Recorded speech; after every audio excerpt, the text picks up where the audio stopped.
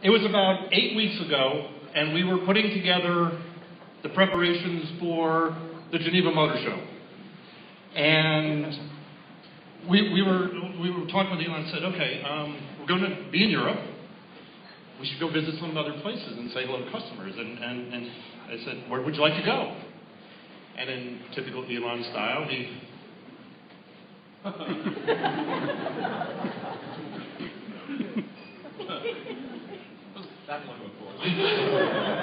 we should go to Norway, and we should say thank you for all their support.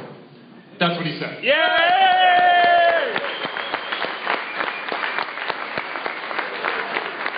So we set up a schedule, and where else would you like to go? So there were 3 other countries we were going to go to as well. So it was great. So we had this whole thing planned, and we're going to go to Geneva, and we're going to go somewhere before Geneva, and then somewhere after Geneva. And then along came a rocket launch. And it was like, well, can't leave as soon as we were going to leave.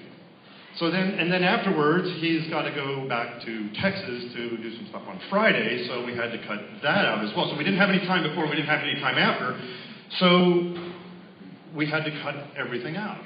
And I said, we can only go to one place, Elon, where would you like to go? Didn't think for a second. Let's go to Norway. That's what he said. Let's go to Norway, let's say thank you for your support of Norway. So, ladies and gentlemen, the only place Elon Musk wants to be tonight is right here with you. Elon, all yours.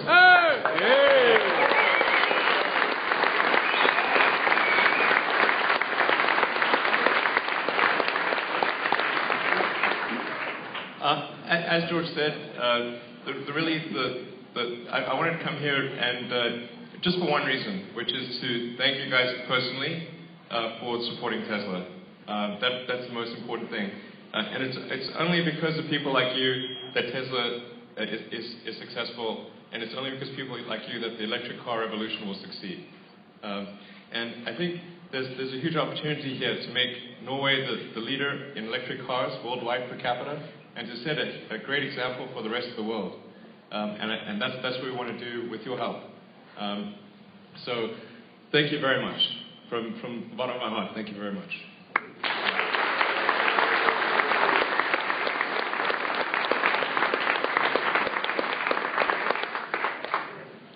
So obviously, Tesla is a small company, and we don't really have like a marketing budget or big advertising budget. In fact, we don't have any advertising budget.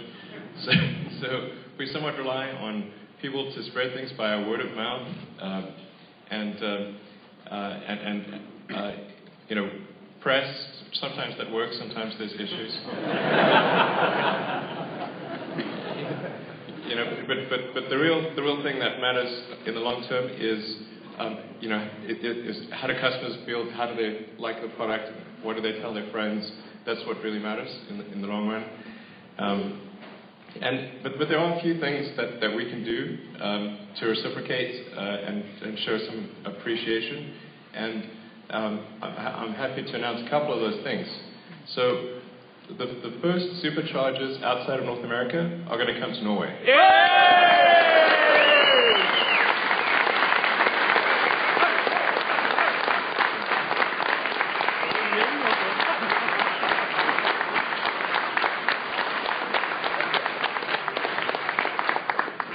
And so we're going to prioritize covering the Oslo, Bergen, Trondheim area, and also the trips to Stockholm. And as in the US, the supercharger, the cost of using the supercharger will be zero.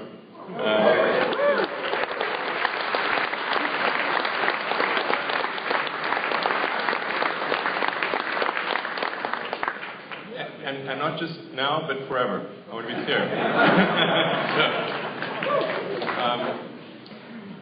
So that's, I think, one good thing. And then we're also going to deliver the first Model S's outside North America are going to come to Norway as well.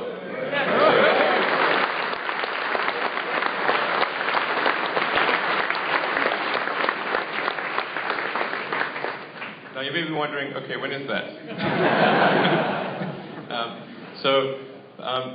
We're planning to start production in June, and then the first deliveries would occur in July. And we're going to really shift quite a significant portion of our mix to European deliveries, as I said, prioritizing Norway, and so that's when you should expect to start receiving cars. Anyone that's already put down a reservation for the Model S, which I think is probably most people in the room, you should receive your cars this year. If you have any friends that you think might want to buy a Model S, it's important for them to put down a reservation fairly soon. Right now, I think if you put down a reservation, you'd receive your car in Norway in probably the October timeframe, or if you're a new reservation. But in a few months, we will be sold out for the year. So if you know someone that wants to get their car this year, then you should just let them know. If they don't mind getting their car next year, then it's no problem. But I think they're going to want their car this year. So those are we're trying to think of, okay, well, what good things can we do to reciprocate? And those are the two of the things that we thought would be good. And then, of course, coming here in person to just show appreciation. And stores, and so stores and service centers will be obviously we've got one here in Oslo. You're in it, but we're going to establish one in Bergen and one in Trondheim. So that's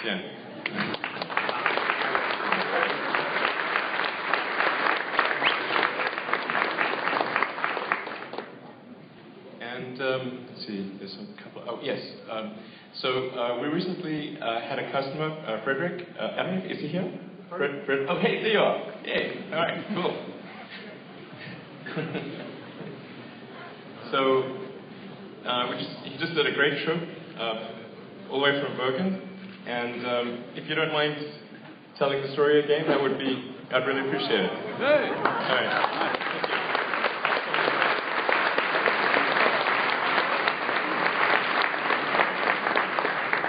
Now we drive from Bergen yesterday, and it's quite a nice car. Thank you.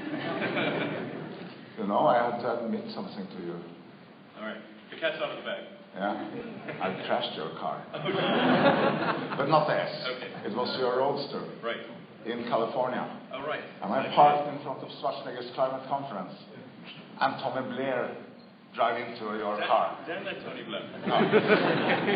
But you have something to wait for. It's really, really fun. And we drive from Bergen to Geilo, and we had 100 kilometers left. And we drive through cold weather, -7, 8. It was slush on the road, it was winter condition, and it's fun. And then I drove with Teddy Håkonsen. I had to pick him up and drive him to the Arctic Challenge happening this week, down from Geilo, and we had trouble this morning. The garage door didn't want to go up. But the car was okay. And I think that it's never, ever that anyone can talk about an electrical car as a second car. This is going to be the first car. If we had been fully charged in Bergen and in Geilo, we was a little bit busy, so we didn't charge it fully. We had to have 250 kilometers left when we come to Oslo. And that's an advantage when you come to a new city, that you can drive around in it. So everything when it comes to performance, winter condition, it's fun. It's much better than anything else you have driven. So I'm very, very happy to have been in connection with Tesla for so many years. And in a way, when I was driving from Bergen to Oslo, I was thinking, the future is here today. And it will be a little bit long months until July, but then everything will be okay. And I have a commitment to do. We're going to get this to the most sold car in Norway. Hey! Yeah.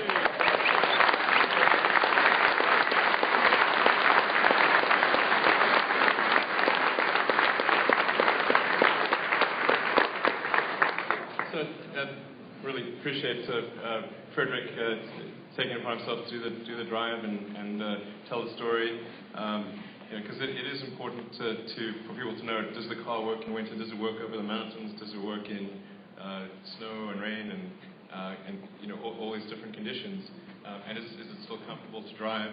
And so that's sort of testimonies like that are really important. I call Washington Post.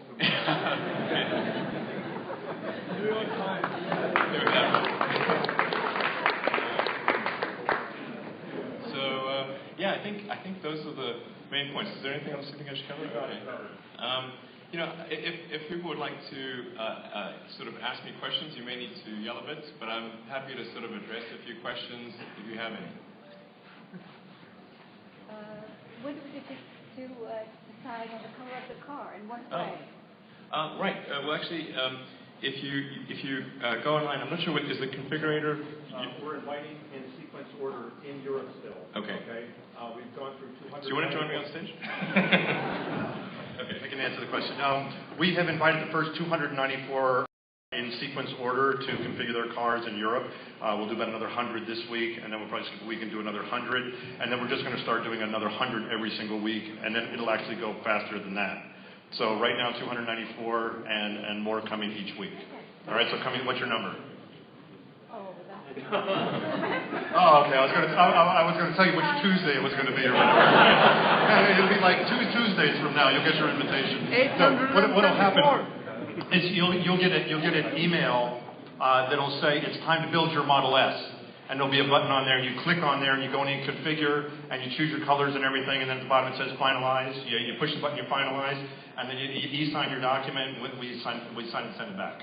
So it's coming soon. It's easy to do, and actually it's fun. You can play in there now if you want. Will there be color samples in the It's right around the corner, I think. Oh, great. I think they're around the corner. Okay. Let's see. There'll certainly be, if the color samples, the paint color samples aren't here today, they will certainly be here very soon. Well, they are there. Oh, great. Okay. Why is there a difference between the S model, where colors are concerned, and the model which isn't S? Sorry, which one?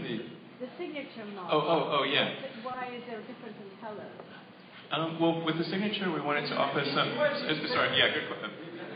I'll repeat the question. So the question is, why are the colors? Why is there a difference in the signature versus the regular production? And we wanted to just offer a few things that were unique in the signature edition. So the sort of special red of the signature edition is uniquely available there. And just essentially to offer a few special things in addition to the signature cars being the first ones that are delivered. And the white interior is also signature only. And the graphics also, it says signature in various places and that kind of thing. So, are you aware that you have to put in the DAB radio standard for the audio system? Is that which standard? Instead of FM radio? Oh, okay. We're shutting down the FM radio in Norway. Okay. So you really need to check out that digital radio. Is that we have European standard, yeah. Okay. Then yes, absolutely. I wasn't sure if it was called DAB. But the question is, will we be able to receive the European standard DAB radio? The answer is yes. Yeah.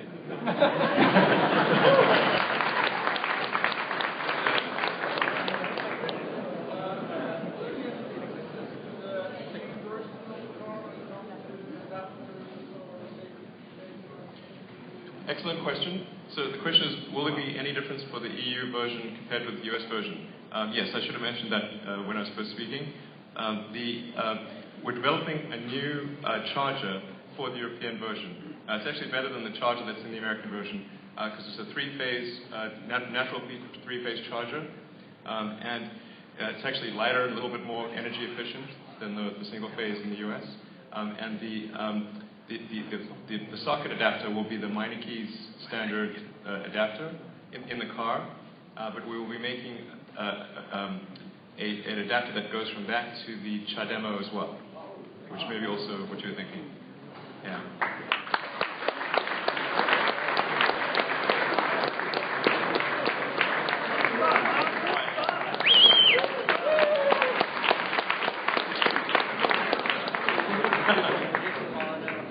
Chademo is popular.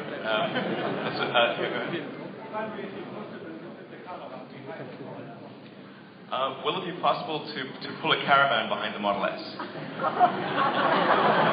That is actually the first time I've gotten that question.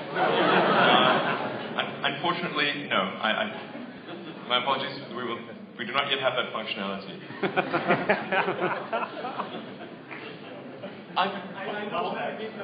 The Model X will have towing functionality, but that's 2015.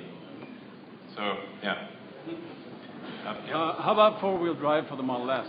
Will that ever be a reality? Right. I know. Let me. The question is, what about four-wheel drive for the Model S? It's not going to happen soon. That I can rule out.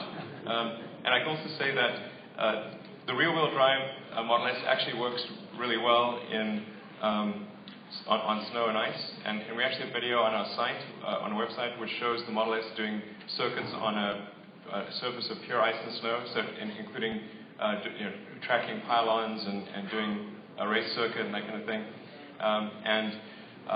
So we spent a lot of effort making sure we have very good traction control, and in fact, I'd say it's way better than what you'd normally expect from a two-wheel drive car.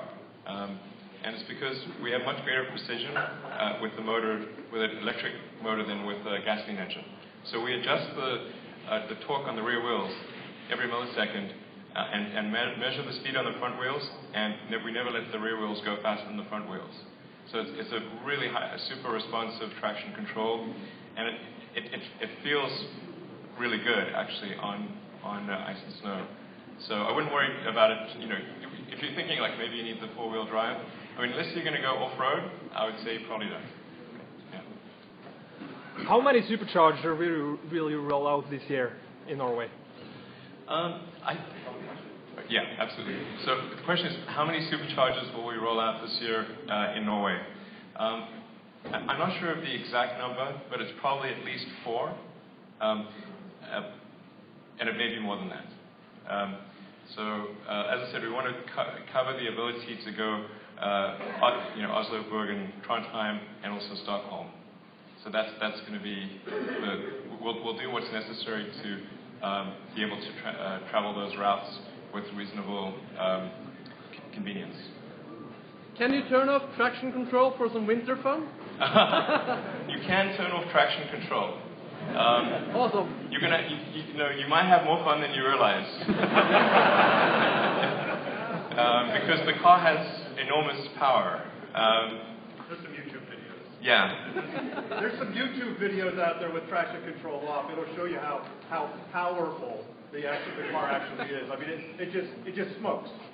Yeah. The car just sort of sits there, and it'll just smoke. Right. And it's awesome. You can literally burn the rubber right off the tires with if you take the traction control off. Yeah. So exercise with caution. Approved. When it comes to range in wintertime, what would the battery do during cold and Yeah. increase on 10%, or what are we talking about? Yeah. Absolutely.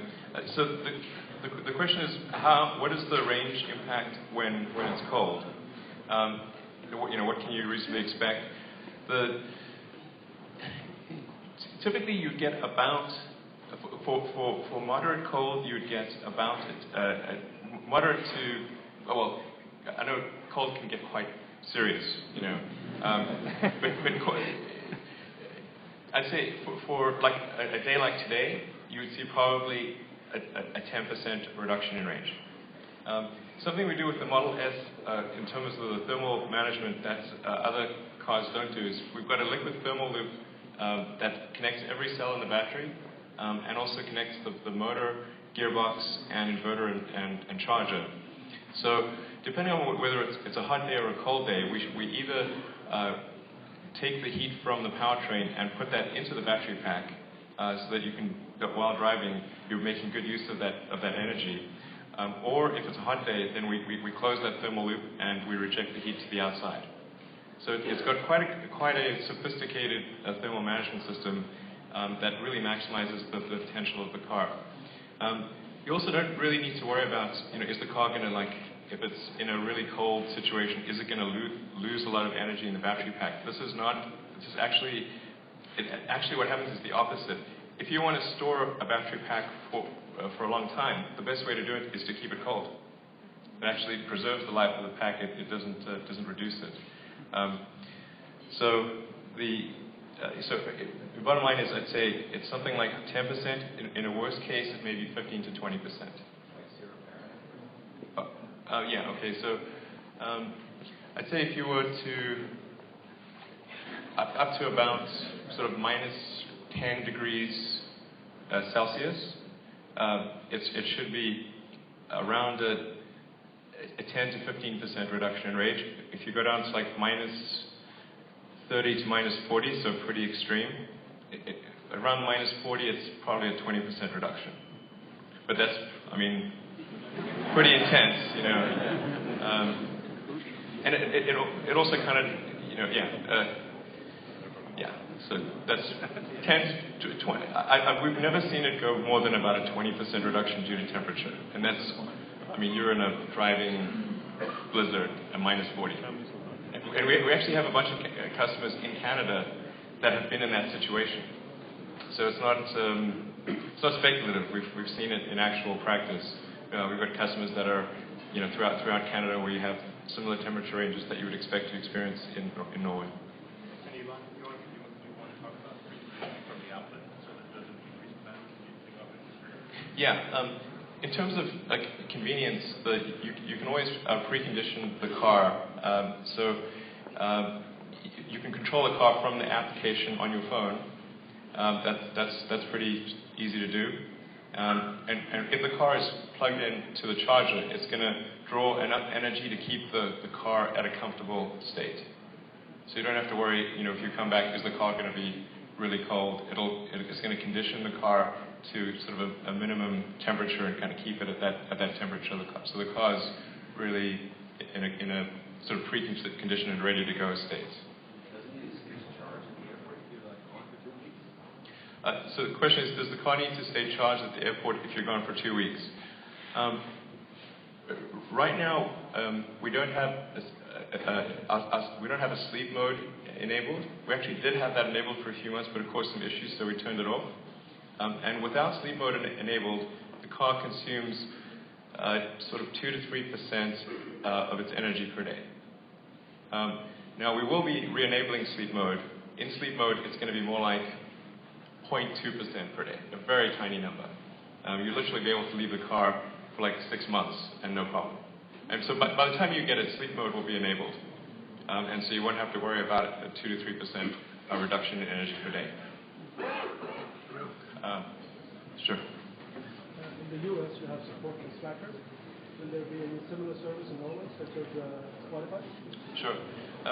So the question is, for Model S in the US, we've got Slacker, and we also we use the Tesla software to combine that with Google Voice and Grace Note and a few other things, so you can literally say, you know, play any song. I got a lot of flack for saying play Linkin Park. I mean, like, I don't know what the big deal is. Anyway, you can play any song you like. So you can just say, literally, play Rolling Stones, or, you know, almost anything. And now Slacker is not yet operating in Europe, so they say they're in the process of doing that. So if Slacker isn't ready in time, we're going to look for another supplier, because Slacker essentially provides the music library. So we just need access to a music library in order to be able to repeat that functionality. And bottom line is you will be able to play any song you want. And that's really pretty fun. So that's I think unique functionality that we want to preserve throughout the world. You mentioned that it would keep it warm in the winter when it's plugged in, but Yes. in the summer, will it keep it cool if it's plugged in? So the question is, it will keep, if it's plugged in, it'll keep above a minimum temperature in the winter. Will it stay cool in the summer? Yes, we're essentially going to give it temperature rails. So it's not going to go below a certain number or above a certain number. And we'll make those rails also adjustable. So you can say, okay, keep it between this range or that range, and you'll be able to pick whatever you think makes sense. Or just turn it off if you don't want to do that. That's great. Yeah. and you know, and so I should mention, like, you know, we try to get feedback from people, and like, if you know, we don't always listen to the feedback, but if we get it, Well, we can't do everything. That's not easy. But if we get it from enough people and we think about it, and then we'll integrate it. So for a lot of functionality, if you don't see it at first, it's going to come soon. So via CS, over-the-air software updates. Yep. Can you say something about the battery warranty? Sure. So the battery is guaranteed for 8 years.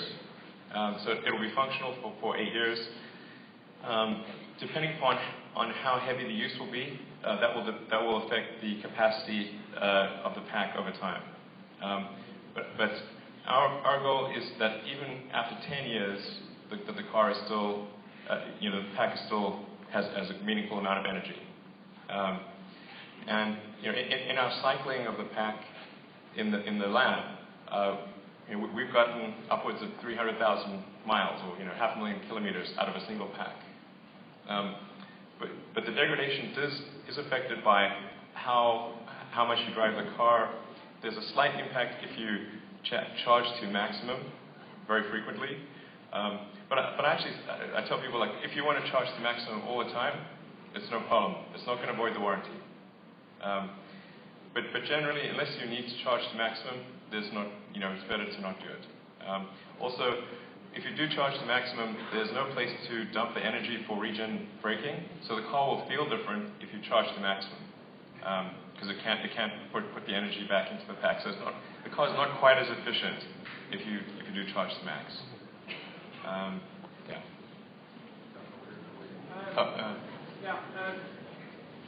Lots of us use ski in the winter, and there's no option to have them on the roof yet.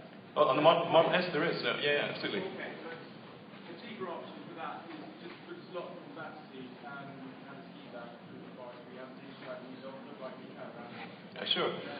Actually, if you... That would sort of, I don't think that would cost much of a reduction, but you could charge, say, $1,000 and... Right. Do it. I just hold on. $1,000. $1,000. You heard it. For a hole in the seat? For a hole in the seat. That sounds like a good deal.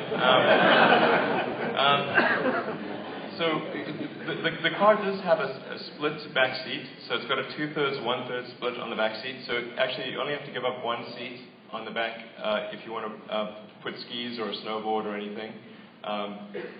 Which is about the same thing as if we had a hole, through the middle. You still give up one seat, except it's, on the side in our case, but it's in the middle in other cars. But the same number of seat functionality, same seat functionality exists. Then you will have the skis on the driver. No, on the passenger. Right. This is a good thought to bring in a levator heater for Norwegian conditions to gas. Oh, a gas heater. The car's got a lot of energy. It's the advantage of, say, having an 85 or a 60 kilowatt-hour battery pack. It's actually an enormous amount of energy. Like you think of like a typical heater, like is like a 1.5 kilowatt heater. I mean, you could run the car for a long time using 1.5 kilowatts. So I don't think there's a need to have anything but an electric heater. And the onboard heating element has the ability to go up to 6 kilowatts, which it does basically initially, and then it drops the energy usage down as the cabin temperature gets to where it needs to be. So no, it should be fine with just electrical heating. Regarding the supercharger network, are you set on those three cities in Stockholm, or for instance going from Oslo to Stavanger, which is a major city also, left out of those countries? Sure. So the question is, what about cities like Stavanger for the supercharger network? Over time, we will cover essentially all of Norway. You'll be able to go essentially anywhere. In fact, within Europe, you'll be able to go anywhere within Europe. And the same in North America. We'll be able to go anywhere in North America. But we just have to prioritize the most heavily trafficked routes first. So hence when we talk to people, they said, Oslo, Trondheim, Bergen, and Stockholm, and so that's going to be our initial focus. But eventually you can count on the whole country getting covered.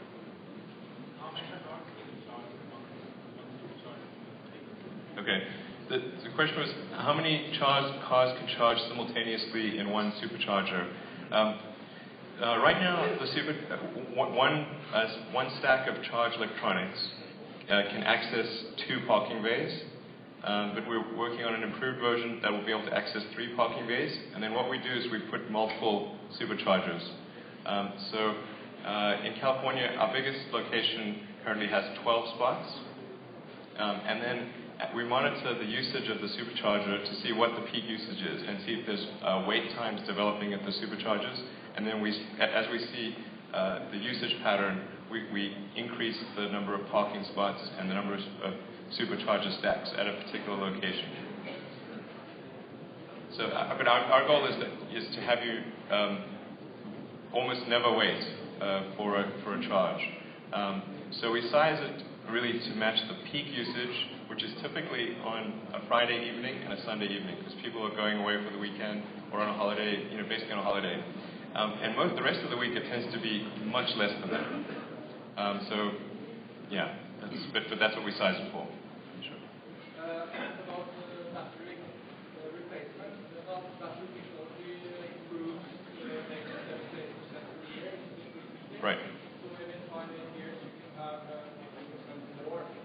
Will it be possible to install maybe a upgraded battery in the future for an 85 kilowatt car, or is it fixed on 85, or how can that work? So the question, I think most people may have heard that question, but the question is, let's say, as battery technology improves, say in 5 years, will there be a better battery pack for the Model S? I think the chances are yes. The only thing that's constrained is really the volume and the mass. And then the battery pack actually has its own intelligence, and it communicates its parameters to the car. And so it is possible. I'm not. You have to watch what I commit to. But I think there's a good.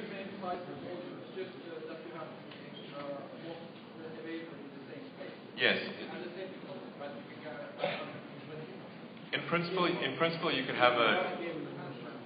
Yes. So, question is, if we say we're able to get 120 kilowatt hours in the same mass and volume, could the car handle it? And the answer is yes. The architecture for the Model S is a generation beyond the Roadster in that because in the Model S, the battery pack has its own brain, effectively, its own processor. Whereas in the Roadster, it's really integrated with the car, and the brain is on the car side. So by having sort of the intelligence on the pack side and on the car side, it's possible to switch out different pack energies. Yep. Sure. Roaming, going to Europe. One thing is driving around in Norway. Right. People have a plan, a big plan, and people have every month. What about going to Europe? There we have only European roaming. Right. So the question is, what about cellular roaming through Europe? So our goal with connectivity is not to make any money. So we just price whatever the best deal we can get for customers is, and it's just basically a cost pass through for us. So we're going to offer both the best deal we can possibly negotiate, both for domestic usage as well as for roaming, as well as tethering. So you'll be able to go through your cell phone, whichever is better, and you'll have that choice. We'll do the best we can. I don't know how good it's going to end up being. I did have lunch with the CEO of Telenor, which is maybe a good sign. Oh, yeah. Right. So the question is, can you turn off the cell modem when you're roaming? Actually, if you're on the Tesla plan, you won't need to turn it off because the way we're pricing it is as a sort of or we will price it as a fixed monthly number. So it'll actually be sort of on us if it costs more to roam. But if you're tethering to your phone, then it's going to be up to you to turn off your phone for roaming. Elon. Sorry, yeah? He often does not have contact with the next door. Why I beg your pardon, I couldn't hear you. Where we live up north, Yep. we often are not in contact at all with the homeowners. We cannot have any contact. And then the guys can't see what's wrong with the cars. Why don't Tesla go Iridium? Oh, okay. Got it. So the question is, why doesn't Tesla use the Iridium satellite network? And so today the Iridium network has very low data connectivity. But I should, on the good news side, say that the SpaceX, this other company, we will actually be launching the next generation of Iridium satellites starting in 2015. So probably by the end of 2016, there will be a vastly improved Iridium satellite network, and that would be definitely worth considering adding Iridium connectivity at that point. There will also, I should mention, be Wi-Fi capability. So there's a Wi-Fi chip in the car, but we haven't yet turned it on because we want to make sure it works really well when we do turn it on. Wi-Fi is actually quite a big pain in the neck. But it will get turned on. In fact, by the time you get your cars, probably the Wi-Fi will be working. And what we want to do with Wi-Fi then is pre-cache songs and Google Maps and that kind of thing when we have a high bandwidth connection. And then, of course, we'll still have offline navigation. So even if you're not connected, you still have navigation capability. For the three-phase charger, how much volt will it be able to deliver on 230 volts? Much of Norway has 230 volts. What will be so on 330 volts? 200. Oh, 230 volts. Oh, yeah. The charger is actually capable of dealing with a range of voltage. In fact, in most places, even if the spec says 220 volts or 240 volts, it's really a range of voltage that if you actually measure it at the socket, it can be a pretty big range, like all the way from like just over 200 volts to 250 volts. It's actually quite a big range. So 230 volts is not a problem for the charger to handle. Yeah, but how many watts per hour maybe? Oh, what's the charge rate? What's the charge rate? Okay. Does it need to be lower than on 440 or something? Yeah, so the charge rate is a function of the voltage and the amperage. And so the onboard chargers for the Model S, if you have a single charger, it's a 10 kilowatt charger. And if you have the twin charger, it's a 20 kilowatt charger. So let's say you're at 230 volts. The 10 kilowatt charger would be at sort of the 40 amp level, and the 20 kilowatt charger would be at roughly the 80 amp level. If you have 80 amperes, then you will actually be able to max the 20 kilowatt charger, even on 230. Yes, so if you have sort of the standard voltage of 230 and then you have an 80 amp connection, that's what's needed to achieve a roughly 20 kilowatt charge rate, as long as you have both chargers in the car. And then for the supercharger, it's actually a high power bypassed shunt directly to the battery pack. Yeah. So actually, in fact, it's maybe worth emphasizing that because sometimes there's been some confusion, like what does the twin charger do in the car versus supercharging? And they're actually two very different things. There's the onboard charger, and then you can double that with a twin charger, and that's taking AC current, AC voltage, and then there's the supercharger, which is taking a direct. You're basically mainlining it to the pack. So it's just blasting massive amounts of power through a massive bypass relay to the pack. And in fact, we keep tuning the power level to be able to sort of safely increase the power at which the supercharger can function. So right now the supercharger, we've dialed it up to about 94 kilowatts, but we're hoping to get as high as 120 kilowatts. Yeah? What kind of charge rate can we expect with the supercharger in, for example, Okay, so the question is, what kind of rate can you expect from the supercharger at minus 10 degrees or minus 15 degrees Celsius? The supercharger will actually always be capable of outputting the same amount of power. because it's in an insulated box and it doesn't really, it's actually generating excess heat. So no matter what the outside, it could be minus 40, the supercharger will always be capable of delivering that level of power.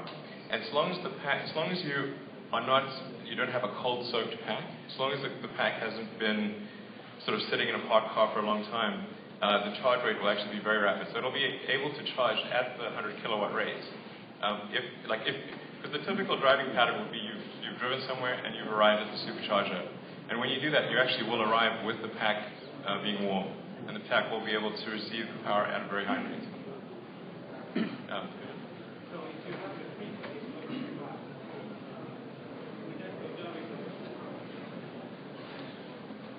Right, so, and I apologize if we're getting too much into the charger scenario, but I'll answer what questions.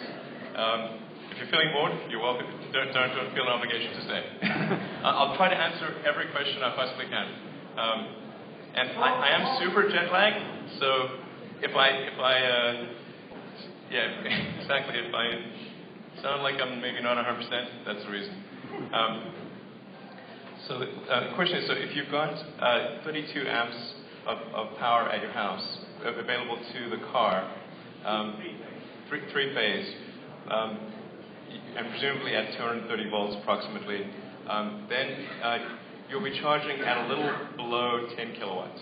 So you'll be at sort of maybe the 8 or 9 kilowatt level.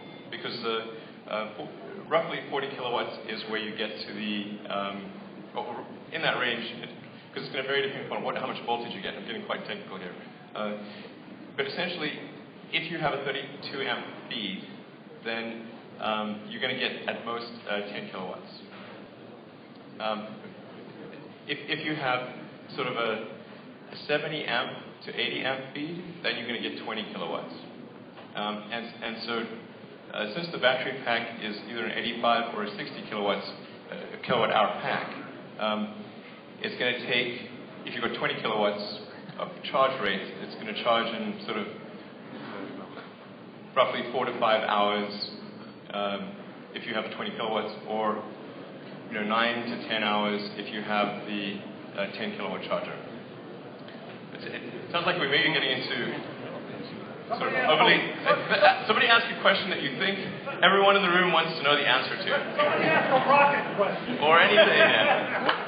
Is it going to be possible to override the automatic suspension? In Norway, we don't have flat roads. Right. As you may have noticed. So is it possible to override the ride height of the air suspension? And the answer is yes. You can manually set the ride height from the touchscreen interface. Will it stay that way at speed?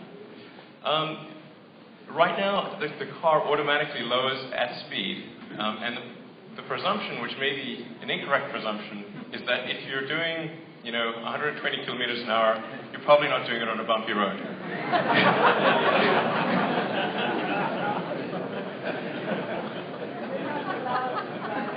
All right.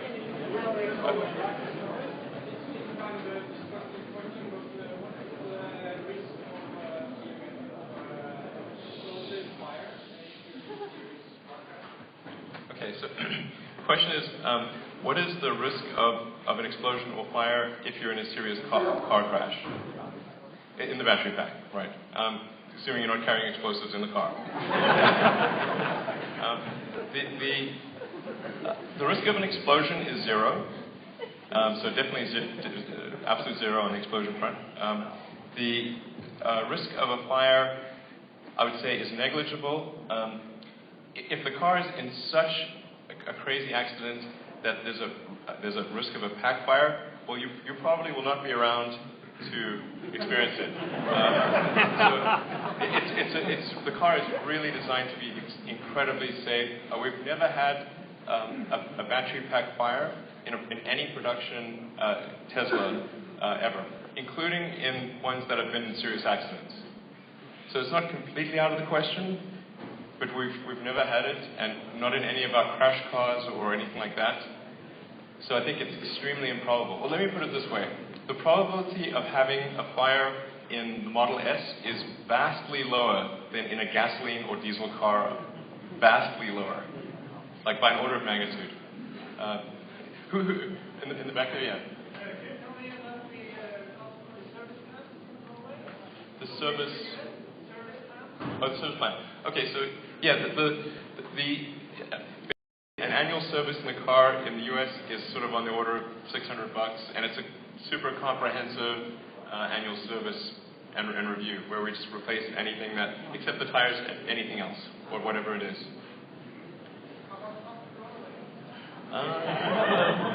It's right about 4 times that. We have a really good deal for you. Everything in Norway is about 4 times as much as it is. We haven't priced. But just like with the car, it's going to be comparable. I mean, we didn't blow. I mean, think about what we did with the car here. We did not in any way take advantage of what we could have done with the car here because of incentives and stuff. We did not do that. We just took and said, this is how much it's going to cost to ship it. This is how much it costs for duties and just stuff like that. And that was the price. We're going to do the same thing with service. Exactly.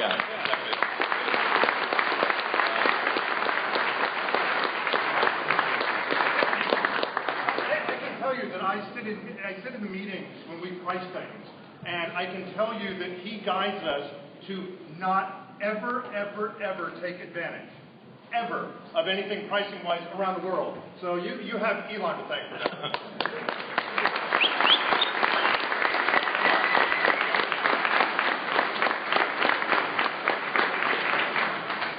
I mean, essentially, what we're trying to do is say, put ourselves in the position of a customer and say, okay, what's the right thing? If I were a customer, what would I think is the right thing to do? And so that is a general principle.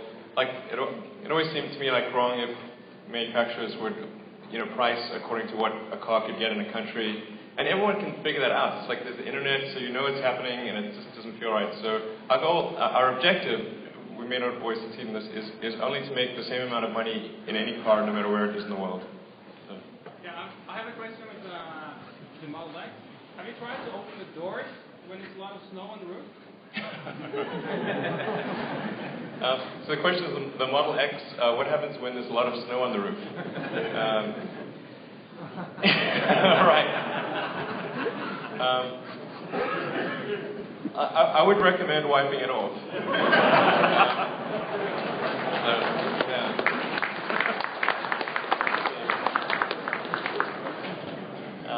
We haven't tested it exactly, but we'll see. I mean, the Model X, it's a bit of a, we're trying to push the envelope to do new things that haven't been done before. There's always a bit of risk when that happens. But if you don't take a few of those risks, then you never figure out if there's something that's newer and better that can happen. So, right? Will there be any more new options for the Model S? So will there be any additional options for the Model S? Think before you speak. Right. Yes, well, the answer is there will be additional options over time. Stocks are nothing we're prepared to announce right now. Okay. You're actually, but then we do have to, and they're really good. What about colors? The colors we have sample colors here. In fact, you mean future new colors? We're not planning on any in this sort of this year anything beyond the new red that's coming out. That's basically it. Excuse me, it has this wide car for European standards. Have you considered electrically folding side view mirrors? Have we considered electrically folding side view mirrors? We did, but in making the Model S, we had to decide, well, what is one of the toughest things is what features do we not have, and that is something that in the future would make sense, but it's just not something we've been able to do now. Yeah. How about sports seats? Sorry.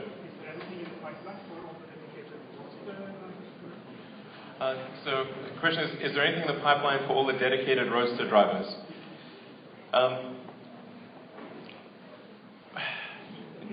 There's nothing in the pipeline in the short to medium term. Once we feel really solid, with Model S, because we have to prioritize our resources, and we need to make sure we stay on time for European deliveries and make sure any quality issues are addressed, make sure the car can be produced profitably and all that sort of stuff. We need to take care of all of those things. But I do want to circle back to the Roadster in the future when we have the resources to do so and do something special for Roadster owners. So, all right. We're going to take 2 more questions. All right, two more. Headlight washers, wow. No plans for headlight washers in the, no, not. What are they? Definitely a future, long term maybe. Yeah, go ahead.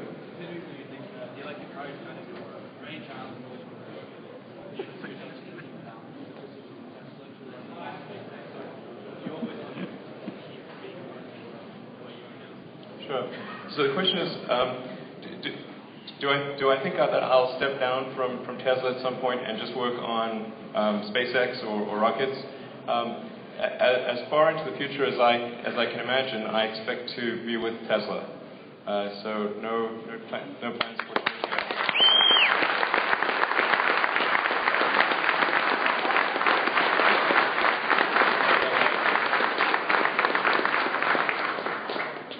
You have a question? Oh, sorry.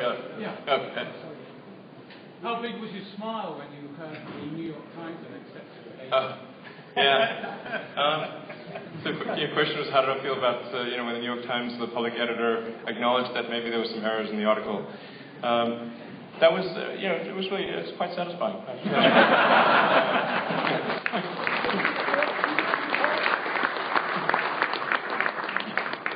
You're supporting the European ISO standard for child seats. We do expect to support all major standards in Europe and North America. So the answer is yes. I don't know the specifics of that particular item, but I can say the general principle is to support all major standards. Yeah. All right. So thank you all for coming. Really appreciate it. As I mentioned, the main reason I came here is just to say thank you to all you guys for supporting Tesla.